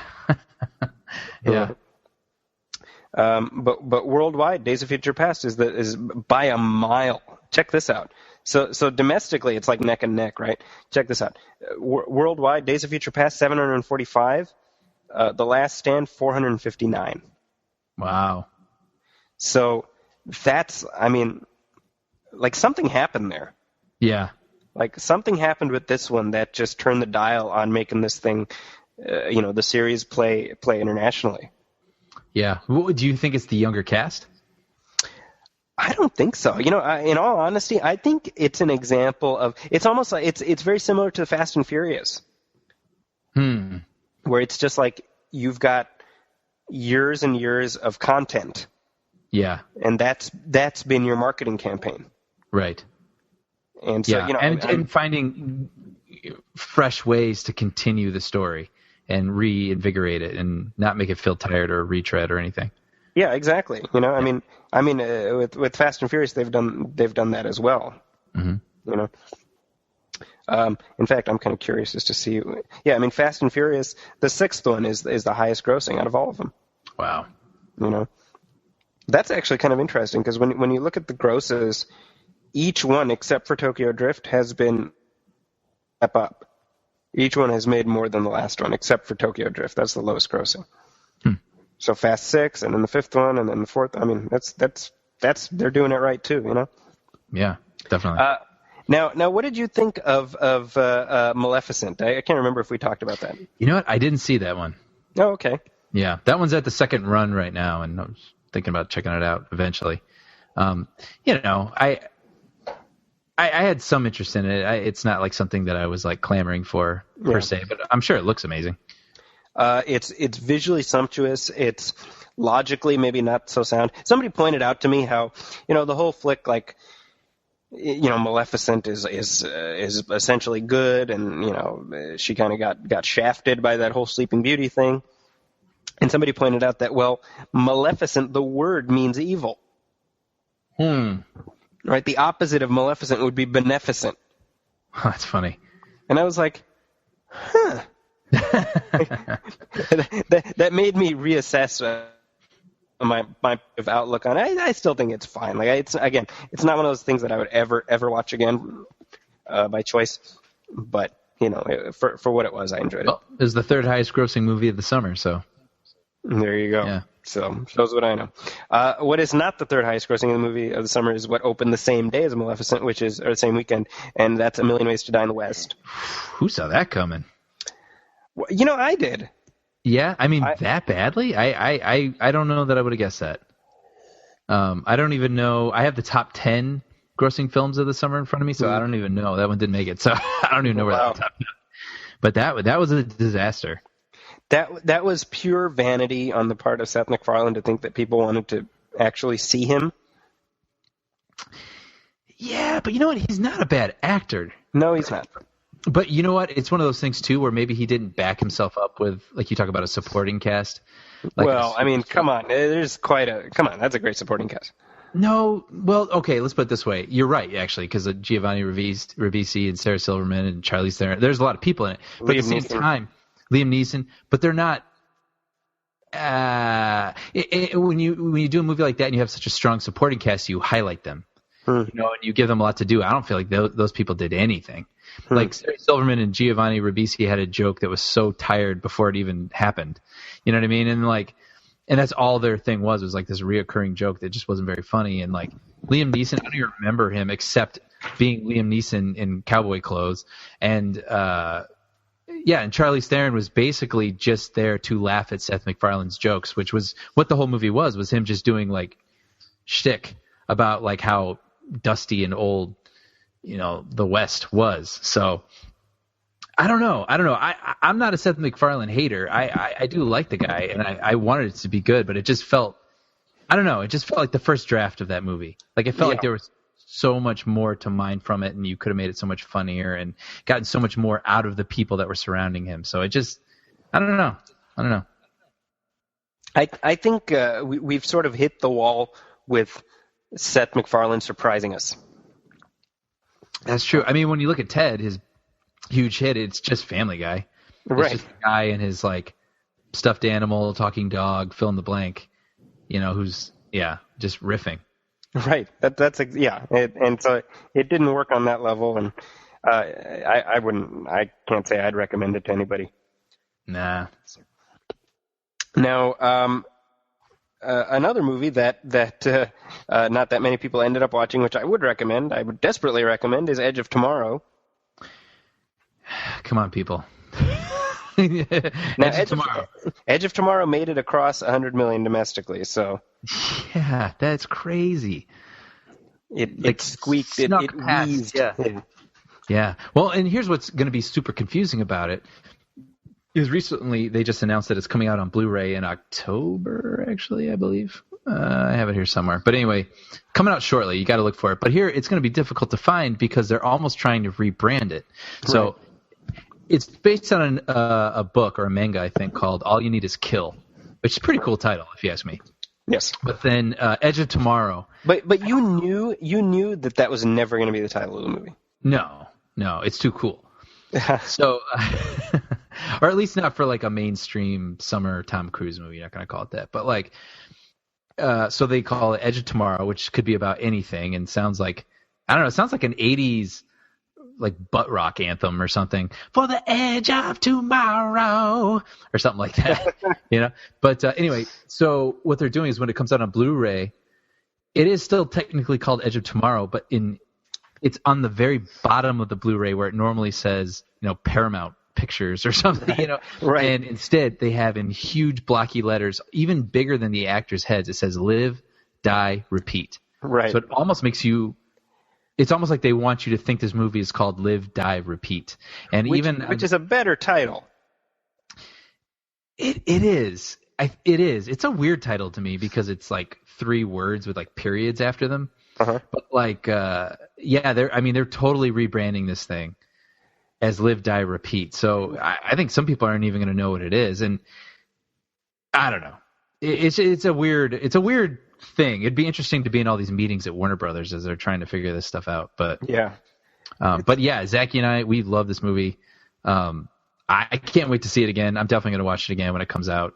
Yeah, absolutely. Streaming or whatever. And it's just, I don't want to oversell it. It's not the greatest action movie of all time, but like it was a solid entry this summer Really cool premise that sounds, the living each day again. You're like, oh, that thing again. It's like, well, they really do find new, cool, funny, surprisingly, like ways to deal with it. And again, Tom Cruise, I know he's not the draw that he was, and maybe he's even a deterrent now, but that movie is as good as it is because of Tom Cruise. Very true. I agree with that. Yeah. Yeah. Like he truly makes that movie what it is. And, I don't know. It's a shame. It's a shame. I mean, I get why it got overlooked, but yeah, I do too. My prediction is that it'll find new life once it hits home video. Yeah. But immediately after that, the following week was 22 Jump Street, which is an unquestionable success. So much so that they've just announced 23 Jump Street, which in all honesty, I was hoping they wouldn't do. Yeah, it's one of those things, again, where I don't mind, because I like watching. It's just jokes. You know what I mean? Those movies, I don't really remember the plots. Well, actually, both plots were the same. It's all about a drug dealer or whatever. But, but at a different school. Yeah, it's just Jonah Hill and Channing Tatum riffing with each other, and I'll watch it again, sure.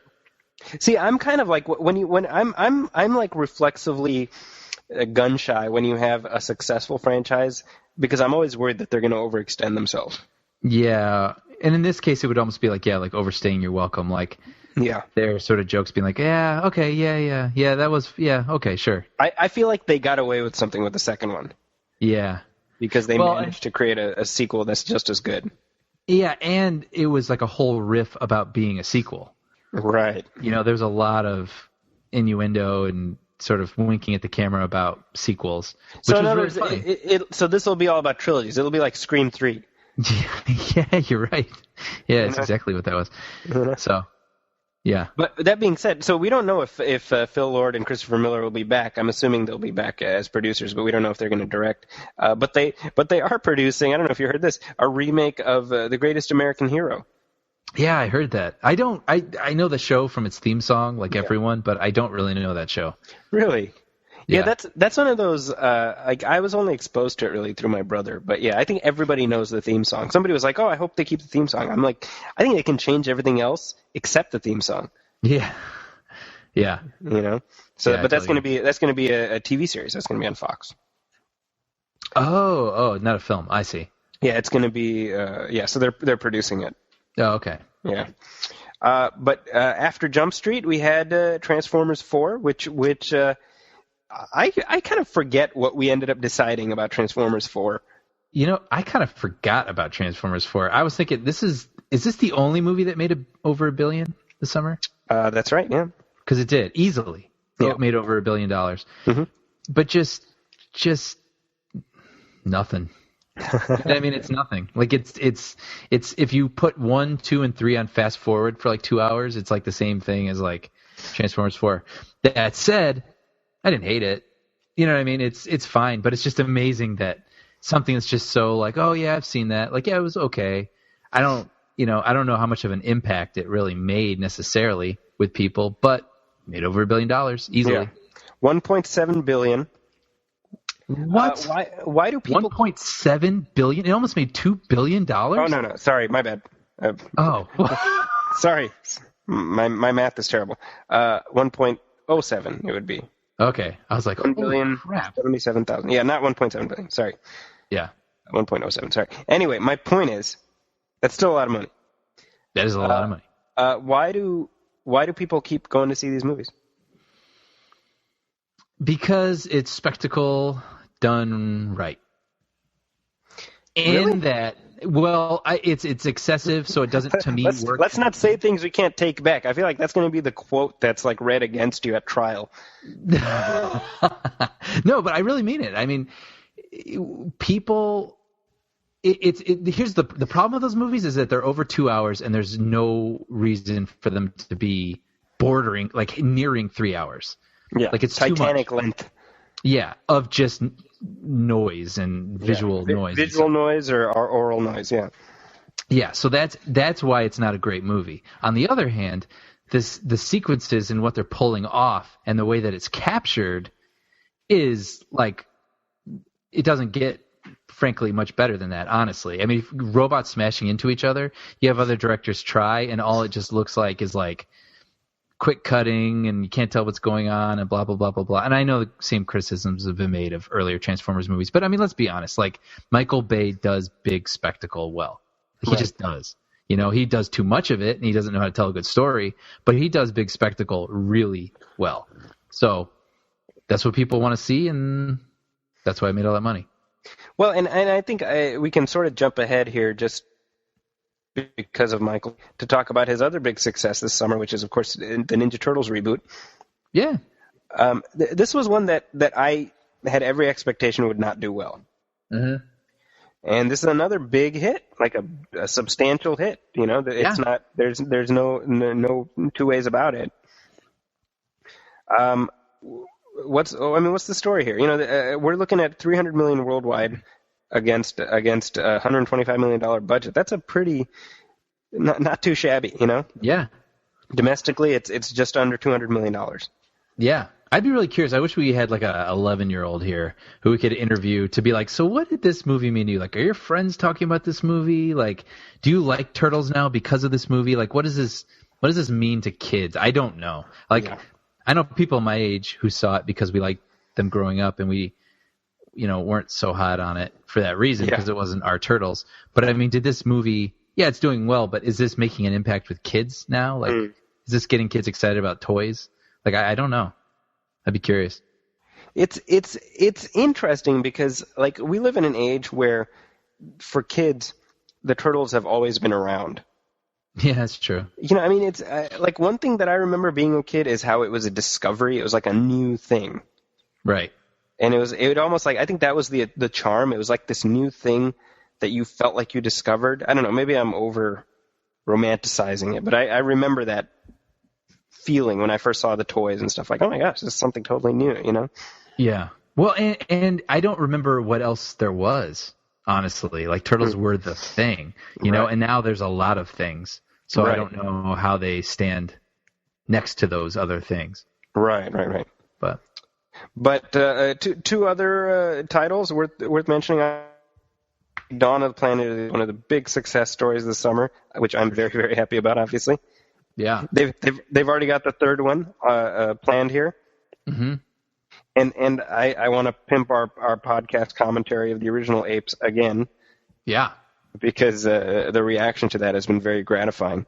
Gotta say, yeah, kind of a surprise little thing for us, like how well that went. We had no idea when we were doing it if anyone would be interested, and I was really surprised. So that was really cool. Well, and Dawn made $640 million against a $170 million budget. So again, this franchise is back in a big way, and I think this points out something, and this is a thread that carries over into our next film. How many of the the big blockbuster releases this summer, like what percentage of them were not just rated fresh, but like high fresh? Because I feel like this summer was disproportionately fresh. Mm-hmm. Compared to what we normally get. Yeah. There wasn't that same expectation of like, oh, well, whatever, it's just big summer garbage, you know? Mm-hmm. And what do you attribute that to? When I listened to interviews with Matt Reeves, who directed the Apes, Dawn of the Planet of the Apes, it's just interesting because he really, I guess they were like months away from starting. And he looked at what they had, and he's just like, no, I really see it like this. And they actually did retailor it to what he wanted to do. And I feel like it's just getting these interesting filmmakers who actually have a vision. Sure. You know, they're not directors for hire. They're not people who are just kind of over it and just want to do their little demo reels, or, you know what I mean? Or just, you know, like these are people who really want to tell a story. And like, you look at Gareth Edwards, directed a Godzilla movie. Matt Reeves made a blockbuster Planet of the Apes movie. So I attribute it to getting some quality voices making these big summer movies, and that's why they're holding up a little bit better than maybe they typically do. Well, and I think also, you know, this draws my mind to an interview I read with the Russo brothers, who did Captain America 2, which is worth mentioning. I mean, that was not a summer movie technically, but obviously I think you and I both agree that's one of the best of the year. Yeah. Oh, yeah. But they gave this interview where they talked about how they wanted to honest trailer proof that movie. Yeah. I just thought that was really interesting. And just for those of you who don't know, right, honest trailers is this thing that's put together by Screen Junkies, where I mean it's as it sounds, right? It's an honest trailer version of the movie where they go through the flick and the narrator just kind of points out all the logic problems and in kind of a humorous, 3 or 4 minute package. And so the Russo brothers specifically said that they love honest trailers, and every time they were editing or putting together the film, they were like, we're not going to let this be an honest trailer. Yeah. And so they wanted to make sure that they licked all the logic problems. And the proof of their effort is that the honest trailers did do a take on Winter Soldier where they said, we got nothing to say about this. It's great. Yeah. Yeah. Yeah. Which is hilarious. You almost you wonder why more filmmakers don't take that approach. I know. And say hey, let's have respect for the audience. What a concept. I think the directors, you got to get better directors, but also you got to get a studio that believes in a director. Studios a lot of times, they just, understandably, it is a business and they put a lot of money in it, and sometimes they overthink things to death because they have so much money riding on it. But sometimes you just got to hire a good guy or girl and let them do their job. Trust them, exactly. And when you do that right, clearly it pays back. So, absolutely, yeah. And with that in mind, while we're talking about Marvel Studios, Guardians of the Galaxy, biggest hit of the year. Yeah. Past Transformers. And I want to point out here that on our show, Sean Coyle, our departed partner, Sean Coyle, departed from the show, not from. He saw the trailer, or before he saw the trailer, he said Guardians of the Galaxy would be the biggest flop that Marvel Studios had, or their first flop, he said. Yeah. And it's worth pointing out that it's on course to surpass the box office of Iron Man 1 and Iron Man 2, and will end up being the number 3 grossing Marvel Studios movie after Avengers and Iron Man 3. So Sean continues his streak of being wrong about predicting box office. We all remember Gatsby Follies from last summer. I just happened to re-listen to that episode where Sean was like, yeah, who's going to watch Great Gatsby? Turns out a lot of people did. We love you, Sean. Guardians of the Galaxy, I mean, that was a gamble. That was one of those things where you didn't know how it was going to go. I mean, I wouldn't say it was a sure thing. It was absolutely not a sure thing. Yeah, and the amount of success was pretty crazy. Well, and not just that. I think the degree of success that it had is directly correlated with the headlines this week about how there's no plans to do Iron Man 4. Mm-hmm. Because I think Marvel's looking at it like, you know what? We don't need to pay Robert Downey another $50 million to make another Iron Man. Yeah. It's like, well, if he won't show up, we'll just create another franchise. Right. Because they can. Yeah. And, we said this in a previous episode. The outlook for Ant-Man is a whole lot healthier than it was shortly after Edgar Wright begged off. Yeah. Yeah. I mean, clearly these people know what they're doing. And it's just a matter of getting out of the way and letting them do their thing. Yeah. And in fact, I was reading an article earlier today about how within Disney, the Lucas people are looking at the Marvel model. So they're kind of their plan is to emulate that in terms of how they structure these films and how they interrelate them. Because the plan really is obviously with Star Wars they've wiped out all of that expanded universe canon, so that they're on a completely ground floor. Mm-hmm. So they want total synchronicity going forward now. I'd be really curious how that works. Yeah, I have to admit, I'm very mildly curious to check out some of these new novels that are set in the new official canon, just to see kind of what the story is, Yeah. And I'm sure a lot of people are going to check them out just to see see if there's any hints about what to expect in the new film. Right. But we should shout out a couple of the smaller films too. Chef, which a very modest success for. I don't think it was ever in more than 1,000 theaters. Maybe Yeah, but- not even half that. Who knows? But it was in continuous play just about all summer. Yeah, it did really well. It's well received. And then also Boyhood, Richard Linklater's Boyhood. Which I have yet to see, but I know you really liked it. No, actually, I was supposed to see it this week, and it didn't work out. Oh, And you haven't? It's one of those movies that I can't believe I haven't caught yet, because I was looking forward to this as much as any of the other blockbusters, and I still haven't seen it. very disappointed in you. I am too. But it's made, same thing, it's been in very limited release, and it's already made like $20 million. Steadily made that money. 31 million it's made domestically. Oh, 31. Oh, wow. Yeah, so it's made 45 million worldwide, and it probably costs less than $1 million, you know? Yeah. It's like, you know, I mean, this thing is in the black and then some. And it's a great victory lap for Jon Favreau, because I think he needed something to... Oh, you're talking about Chef? Yes. Oh, I thought you were talking about Boyhood. Oh, Boyhood, my bad. Let me pull up Boyhood. I did see Chef, yes, and I liked it. Boyhood box office is, that has made 20 million. Yeah. Again, or 29 million worldwide against 4 million. Wow. So another huge, and you know, it's been interesting, not just to see the footage of this kid growing up, but to see just how old Ethan Hawke is. Yeah. And be like, oh my gosh, yeah, because you know, you see you know, Dead Poets Society. Yeah. And he's basically the same age as the kid in the movie. Right. And now he's like old dad. Yeah. It's very jarring. It's very jarring. Any other smaller releases that you saw that you wanted to call out? Chef was the first one that I thought of. I don't know. It's funny, you know, I've kept up pretty well with the movies, especially because, you know, I want to be able to talk about them on the show. But I didn't get to see a lot of those sort of like secondary movies that I wanted to see. Like, I saw everything that I really wanted to see, but I didn't get to venture out a whole lot this summer and see any surprises, I would say, or anything like that. Again, like, speaking of not seeing Boyhood and stuff, because I really wanted to see that one. But well, your season is coming up, old man. Yeah. Give me my Birdman and Jason Reitman pictures and 12 Years a Slave 2. Yeah, exactly. Yeah.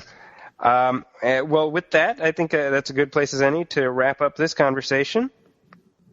Brian, where can people find you online? It begins. Let's do this dance again. Yeah, find me at everythingbrian.blogspot.com, Brian with an I, and I also have a Twitter handle. It's @everythingbrian. And Mitch, I have a new follower this week, Mitch. So thank you, Mitch, and I will be sure to tweet back out at you, and I appreciate that. So yeah, we talk about this every week. I'm not a huge avid Twitter user, but I'm willing to try. Well, there we go. So hope springs eternal that one day Brian will put his characters to use there. Yeah. You can, of course, us at MovieFilmPodcast.com and also at Facebook.com/MovieFilmPodcast. Make sure you hit like on that. And, of course, if you like the show, write us a review on iTunes and also Stitcher Radio. Let us know how we're doing. Every little bit helps. Give us a star rating. It makes us feel good about ourselves. And in case you haven't noticed, both of us have very, very low self-esteem. So we need that. It's true. We need that vindication.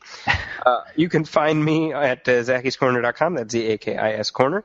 And also at the Huffington Post, where my movie reviews go up semi-regularly, especially now that summer is over. And I have gotten busier, but I'm hoping to have some new reviews up shortly. And you can find me at Twitter at Zackie's Corner. And I post more often than Brian. So, although I'm probably as productive on Twitter as Brian. So make of that what you will.